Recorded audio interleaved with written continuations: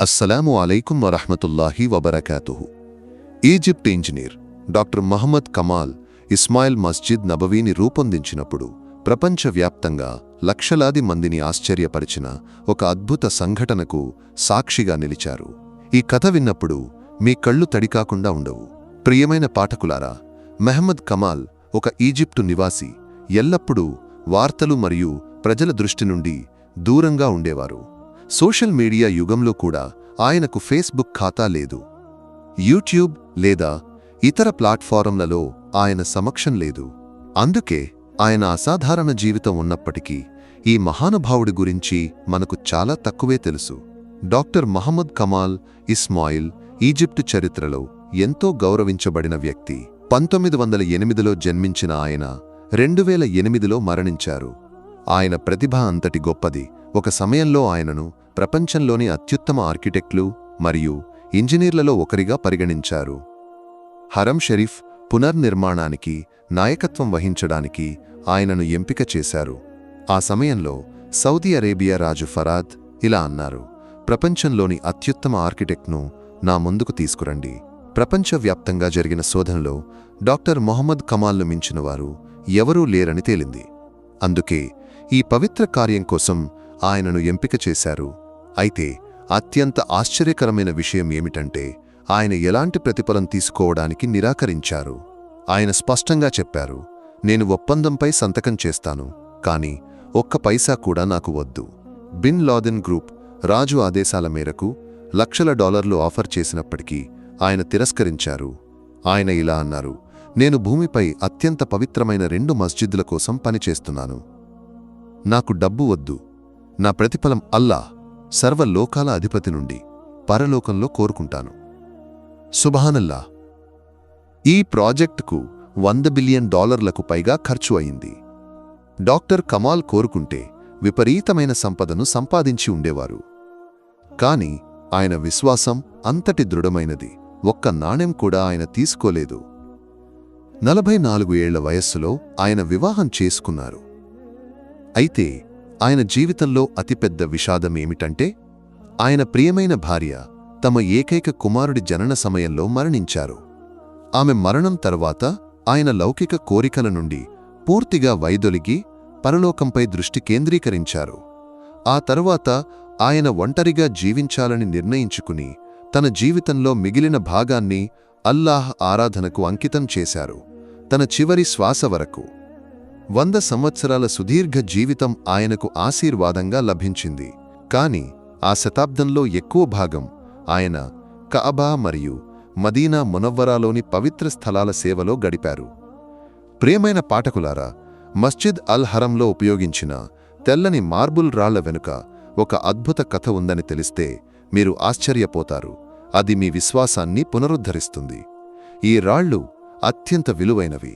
భూమిపై ఒకే ఒక ప్రదేశంలో మాత్రమే లభిస్తాయి, గ్రీస్. ఈ మార్బుల్ యొక్క ప్రత్యేకత ఏమిటంటే, తీవ్రమైన వేడిలో కూడా నేల ఉష్ణోగ్రతను నియంత్రిస్తుంది. బయట ఉష్ణోగ్రత 50 డిగ్రీల సెల్సియస్కు పైగా ఉన్నప్పటికీ ఈ మార్బుల్ నుండి మీకు వేడి అనుభవం కాదు. అల్లాహు అక్బర్. ఇది నిజంగా అల్లాహ్ యొక్క అద్భుత సృష్టి. డాక్టర్ కమాల్కు ఈ రాయి ఎక్కడి నుండి లభిస్తుందో ఖచ్చితంగా తెలుసు. రాజు ఫరాద్ దీని గురించి ఆయన నుండి విన్నప్పుడు ఆ రాయిని తీసుకురావాలని ఆయనను గట్టిగా కోరారు. 15 సంవత్సరాల క్రితం గ్రీస్కు వెళ్లిన సందర్భంలో తాను ఈ మార్బుల్ను కనుగొన్నానని డాక్టర్ కమాల్ గుర్తు చేసుకున్నారు. కాని ఇన్ని సంవత్సరాల తర్వాత ఆ రాయి ఇప్పటికీ అందుబాటులో ఉందా అని ఆయనకు ఖచ్చితంగా తెలియదు. అప్పట్లో ఒక నిర్దిష్ట పర్వతంలో మాత్రమే ఈ మార్బుల్ లభ్యమైంది మరియు ఆయన దానిలో సగభాగాన్ని ప్రత్యేక అవసరాల కోసం కొనుగోలు చేశారు. అయినప్పటికీ ఆశతో ఆయన గ్రీస్కు ప్రయాణించారు. అక్కడికి చేరిన వెంటనే ఆ పర్వతం యొక్క యజమాని గురించి విచారించడం ప్రారంభించారు. కంపెనీ సీఈఓ ఆయనతో చెప్పారు, ఆ మార్బుల్ చాలా కాలం క్రితం అమ్మబడిందని. ఈ వార్త విన్న డాక్టర్ కమాల్ లోతైన ఆందోళనలో పడ్డారు. తర్వాత కంపెనీ కార్యదర్శితో మాట్లాడినప్పుడు మిగిలిన మార్బుల్ను ఎవరు కొన్నారో తెలుసుకోవడానికి ప్రయత్నించారు. కాని కార్యదర్శి వివరించారు, ఇంత పాత రికార్డులను కనుగొనడం చాలా కష్టం. అయినప్పటికీ డాక్టర్ కమాల్ యొక్క వినయం మరియు నిజాయితీని చూసి కార్యదర్శి ఇలా అన్నారు, మీ ఫోన్ నంబర్ మరియు మీరు ఉంటున్న హోటల్ చిరునామా ఇవ్వండి. 15 సంవత్సరాల పాత ఫైళ్లను పరిశీలించి ఏదైనా కనుగొనడానికి నేను ప్రయత్నిస్తాను. డాక్టర్ కమాల్ తన ఫోన్ నంబర్ మరియు హోటల్ చిరునామాను ఇచ్చి హోటల్కు తిరిగి వచ్చారు. మార్బుల్ కంపెనీ కార్యాలయాన్ని విడిచిపెట్టే ముందు డాక్టర్ మహమ్మద్ కమాల్ మనసులో ఆలోచించారు, 15 సంవత్సరాల క్రితం ఎవరైనా ఈ మార్బుల్ను కొన్నట్లయితే ఇప్పుడు నేను ఏం చెయ్యాలి? అయినప్పటికీ ఆయన అల్లాహపై పూర్తి విశ్వాసం ఉంచారు. మరుసటి రోజు విమానాశ్రయానికి వెళ్లే కొన్ని గంటల ముందు కంపెనీ కార్యదర్శి నుండి ఆయనకు ఒక ఫోన్ కాల్ వచ్చింది. కార్యదర్శి చెప్పారు, 15 సంవత్సరాల క్రితం మేము మార్బుల్ను ఒక సౌదీ అరేబియా నివాసికి అమ్మాము. ఈ వార్త విని ఆశ్చర్యపోయిన డాక్టర్ కమాల్ ఒక్క క్షణం కూడా ఆలస్యం చేయకుండా కార్యదర్శి ఇచ్చిన చిరునామాతో సౌదీ అరేబియాకు ప్రయాణించారు. ఆయన నేరుగా మార్బుల్ యొక్క ప్రస్తుత యజమానిని కలవడానికి వెళ్లారు. ఆయన అడిగారు, 15 సంవత్సరాల క్రితం గ్రీస్ నుండి కొన్న మార్బుల్కు ఏమైంది? యజమాని చెప్పారు, నేను టైల్ వ్యాపారంలో ఉన్నాను. నేను వివిధ దేశాల నుండి మార్బుల్ను దిగుమతి చేసి అమ్ముతాను.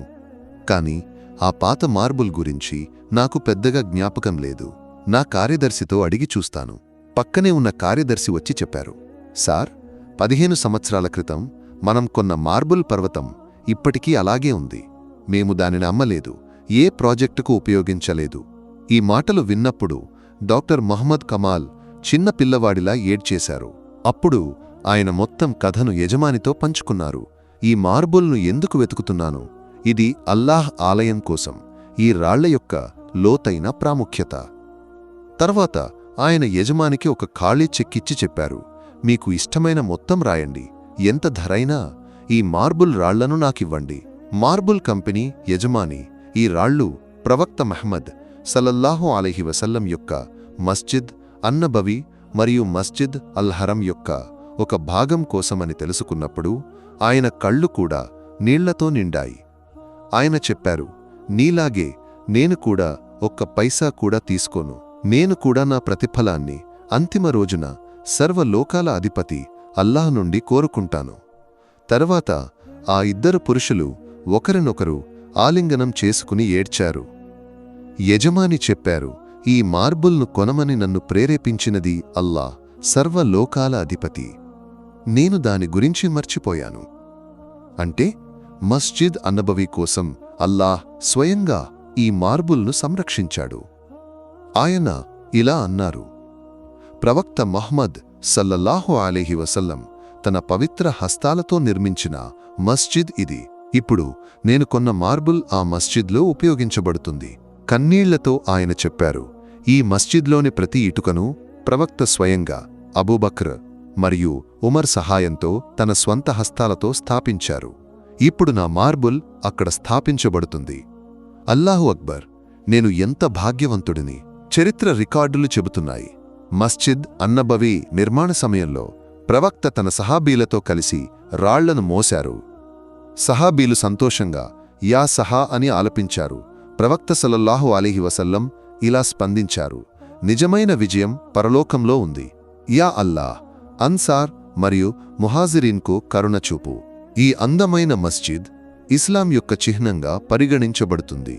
3 ద్వారాలు, ఒక్కోవైపు భవన గోడలు ఉండేవి. అవి ఓటురాళ్లతో నిర్మించబడ్డాయి. స్తంభాలు ఖర్జూర చెట్ల కాండాలతో నిర్మించబడ్డాయి మరియు కప్పు ఖర్జూర చెట్ల శాఖలు మరియు ఆకులతో తయారు చేయబడింది. మస్జిద్ యొక్క పొడవు 100 మీటర్లు కోట గోడ ముందు నుండి వెనుక వరకు విస్తరించి ఉంది. ఈ మస్జిద్ కేవలం ప్రార్థనా స్థలం మాత్రమే కాదు, ఇస్లామిక్ అధ్యయనాలు ప్రచారం చేయబడిన ఒక విజ్ఞాన కేంద్రం. దావా, తబ్లీగ్ నిర్వహించబడ్డాయి. ప్రపంచవ్యాప్త మత సమస్యలు పరిష్కరించబడ్డాయి. ఈ మస్జిద్ యొక్క ఇమాం భూమి యొక్క వెలుగు, సర్వలోకాలకు కరుణ అయిన ప్రవక్త మహమ్మద్ సల్లల్లాహు అలైహి వసల్లం. ప్రవక్త వియోగం తర్వాత ఈ బాధ్యతను అబూబకర్, ఉమర్, ఉస్మాన్ మరియు ఇతర అనేక సహాబీలు తీసుకున్నారు. నీటితో మస్జిద్ అన్నబవి యొక్క అంతిమ రూపకల్పనను పూర్తి చేసినది మహానుభావుడైన Egypt engineer doctor Mohammad Kamal Hussain.